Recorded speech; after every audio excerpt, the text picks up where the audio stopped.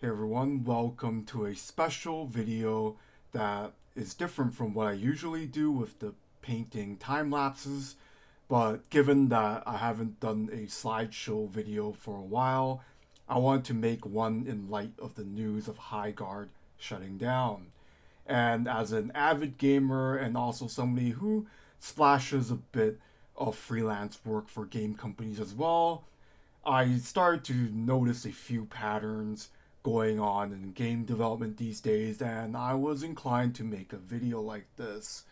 Now, I considered naming this video Why I'll Never Be Hired Again, but who knows, one day I might get hired to a six-digit salary job making games that everyone seems to like on the internet. So I don't want to curse myself, so you're gonna have to settle for whatever I call this in the near future here. So the disclaimer, not every company that I will be talking about will be like this. And if a Fortune 500 CEO comes in and comments, but not all corporations are like this, whatever, that's fine. I'm not saying every company and project ends up like Highguard and Concord, but we're, as I said before, there's going to be a lot of patterns going on. This is a very simplified explanation. There are a lot of things I'll skip over that I won't be able to talk about. And certainly, of course, there's a lot of companies of all sizes which end up being successful or fail in varying degrees. So it's not just a specific corporate problem and it's not exclusive to them. There's going to be small companies that also have issues in developing projects as well. And of course, inevitably, people will get offended, but I will never put blame on individuals, only that the environment and the system has created this sort of thing, which results in the products that we get as consumers. So, especially in the corporate environment, accountability and responsibility is spread out. So, it's very hard to really just blame one person. And I think it's very naive when it comes to that. So, of course, knowing this, please don't sue me as a step zero. This is all my opinion in Minecraft and why big companies aren't for me. So don't sue me for defamation. This is a very serious topic, and I made a very serious slideshow to show how serious this is, of course. This took me maybe 30 minutes to make, so give me some respect here. I'm just a random dude who likes to draw anime girls. Nothing to sue me here. And of course, World War III is happening, so I guess it's the perfect time to make a video like this. So when it comes to any project, you obviously start with something with regarding funding. And the problems begin when it starts here even, because a lot of times certain games get funded only because they sound good for the time it was pitched, whatever's popular and seems profitable for the people with money to hear.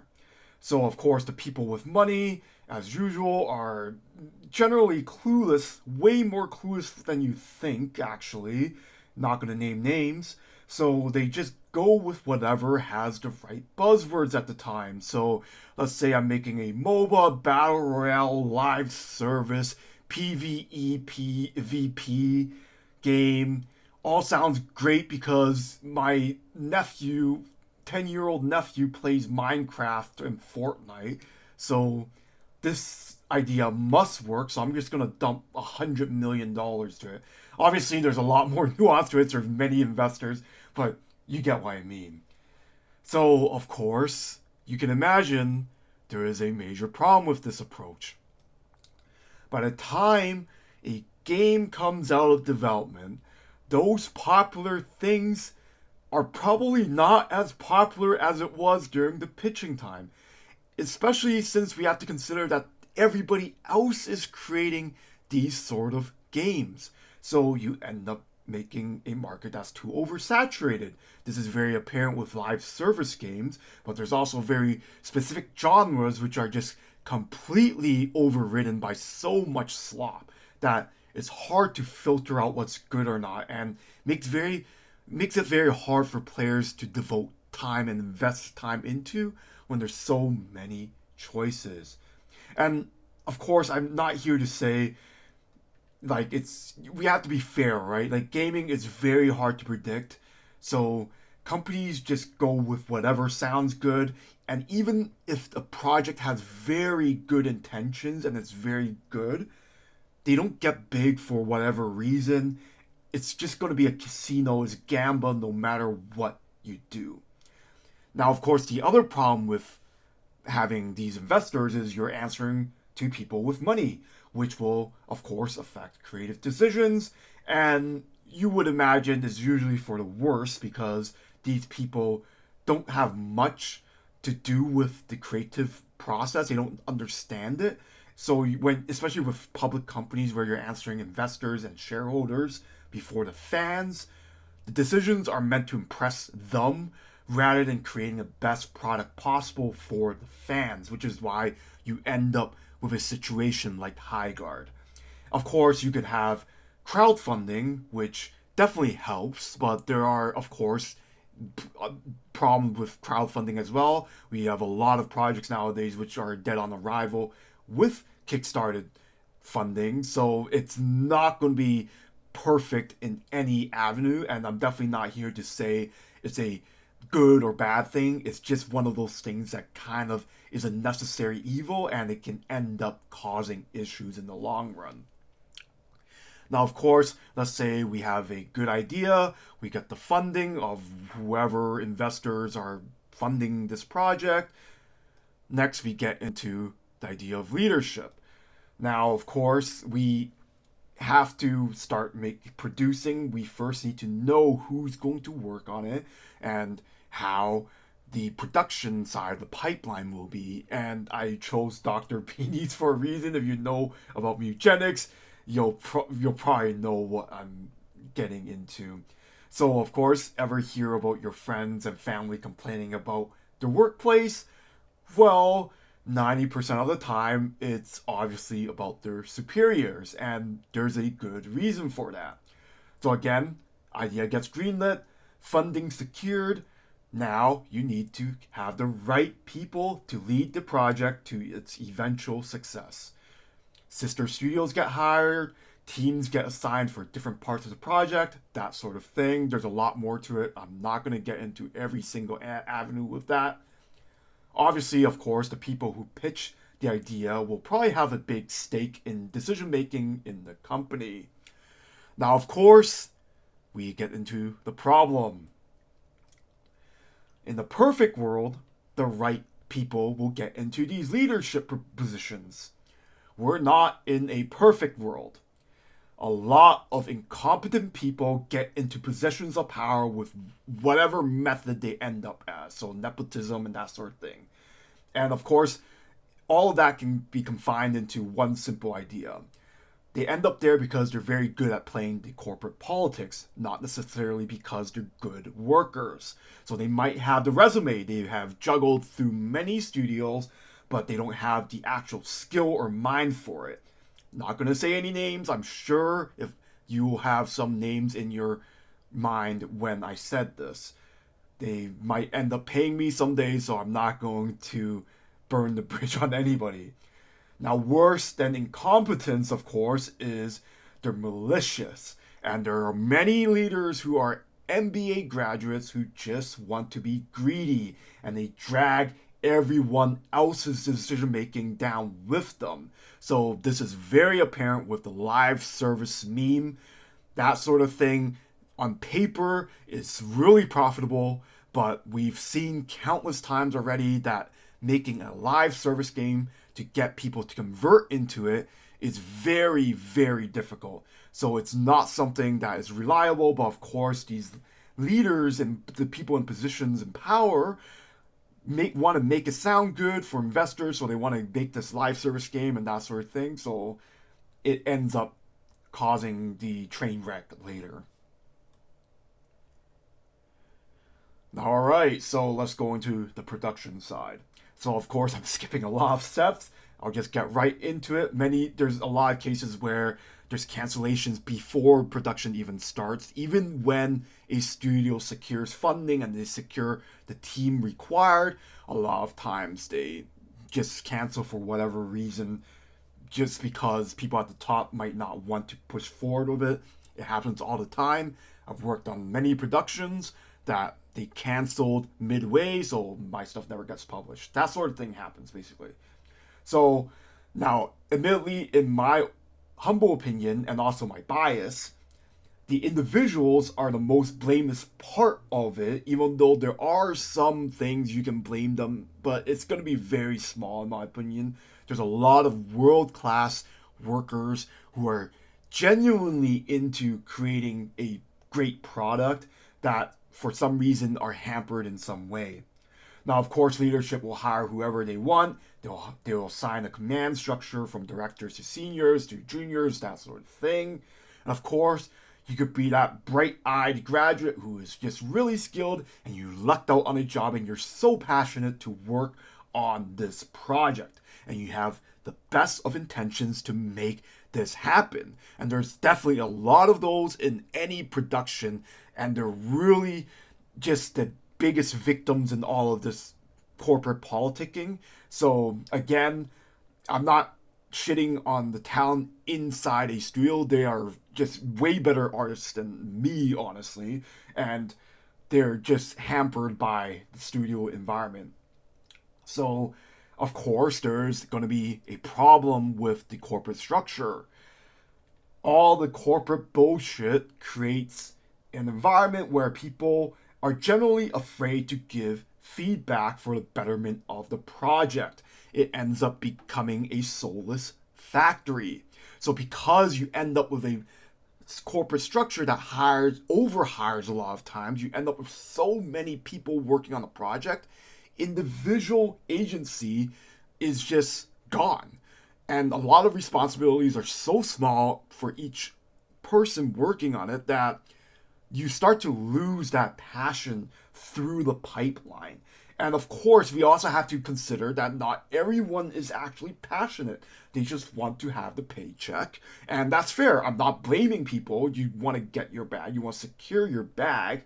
But that's really the reality of the situation. When you have such a big production that people start to lose morale and they just want to go through the motions.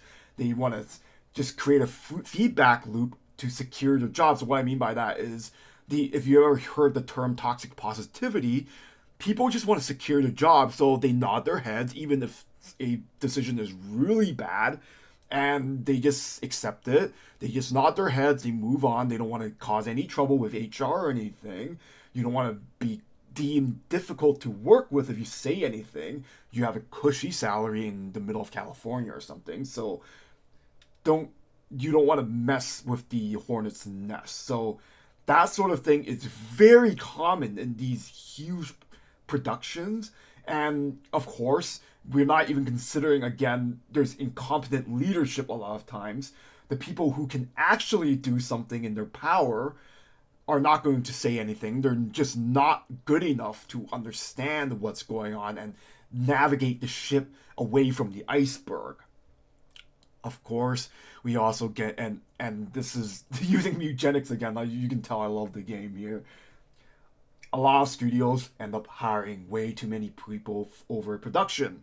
If you've ever understood corporate structures, you realize there's so many people in the chain of command. There's so many middle managers. They're hiring friends through nepotism. Production problems require more people to fix those problems, so you're paying more and more money. You're hiring more people just to fix problems that weren't there in the first place.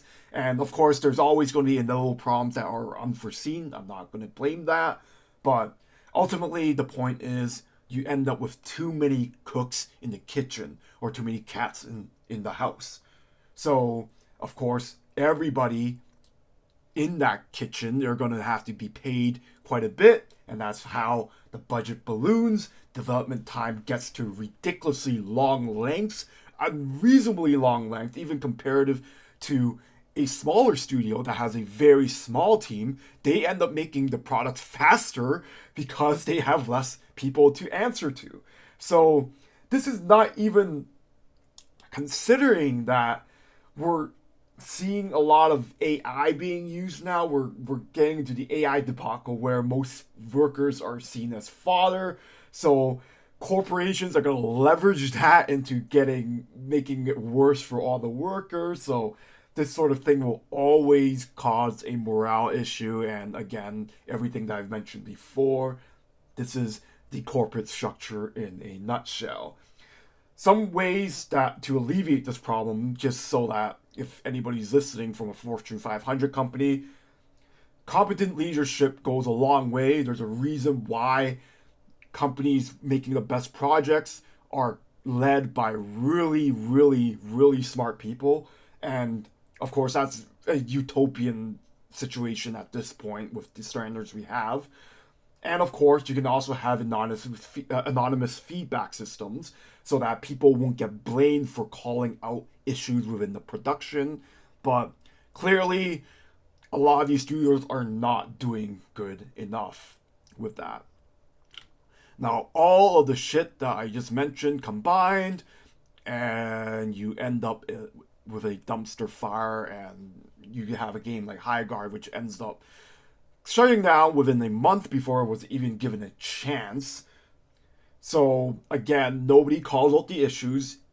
Honestly, yes, I understand there are players who like the game, but statistically, it seems like people were not liking the game. There were, I believe, at this time of making this video, the one of the leaders of directors of the game, they mentioned that there were 2 million people who tried out the game, but many of them didn't stay. And that is a sign of a poor product. Now, the people working within the company might understand that there are problems, and I'm surely if you played the game, you might understand there's something going on. There's some designs that just don't make sense and that sort of thing. But again, with the toxic positivity loop, that sort of feedback never goes anywhere. And this is the problem with creating a production of this size. Now, of course, the project gets released. The audience wonders who this game is meant for. It reads as a soulless, passionless project. Too many cooks in the kitchen. They hate everyone. They hate everything about it, and then the gamers get blamed for their tastes, which is never a good thing. So, of course, they start having to change the goalposts to justify the lower player counts because they're answering to their investors and shareholders. They don't want to they don't want to look bad for PR's sake. So, for example, one of the most common ones, I'm not going to say any names, they start by saying, oh, we're making the game with casuals in mind, and we're going to hit this marker and this marker. And when it inevitably doesn't get enough players, they start saying, oh, it was meant for hardcore players the entire time, this niche audience. Of course, we have a smaller audience because we're only catering to that small audience. So that sort of coping happens quite a bit. Again, you don't need me to say the names, you'll know what I mean. And of course, when projections of success doesn't get hit, doesn't make back the budget, they have to act surprised, and of course, funding gets pulled. In highguard's sake, it's Tencent that pulled the funding most likely, and that's when it starts getting canceled. Now, that's not all, folks. There's more. Now, the final step to all of this dumpster fires is the cycle will continue, unfortunately. Remember when I said there's incompetent people who are very good at corporate politicking?